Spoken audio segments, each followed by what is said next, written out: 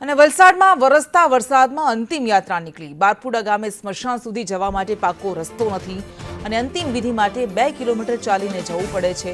સ્મશાનમાં પાકું મકાન ન હોવાથી મુશ્કેલી પડે છે। લાકડા પણ પલળી જાય છે અને આખરે ટાયર બાળીને અંતિમ વિધિ કરવી પડે છે। તો વલસાડથી આ દ્રશ્યો સામે આવી રહ્યા છે અને અનેક સવાલોને આ દ્રશ્યો જન્મ આપે છે કે કેવી રીતે લોકોએ જીવતા જીવત તો મુશ્કેલીનો સામનો કરવો જ પડે છે, પરંતુ જ્યારે માણસ મૃત્યુ પામે છે અને અંતિમ વિધિ માટે લઈ જવામાં આવતો હોય ત્યારે પણ શું હાલત થાય છે, લોકોએ કેટલી મુશ્કેલી વેઠવી પડે છે। વલસાડમાં વરસતા વરસાદમાં અંતિમ યાત્રા નીકળે છે અને ત્યાં સ્મશાન ધામમાં પાકું મકાન નથી અને પરિણામે કાચા મકાનમાં લાકડા પલળી જાય છે અને આખરે ટાયર બાળીને અંતિમ વિધિ કરવી પડે છે।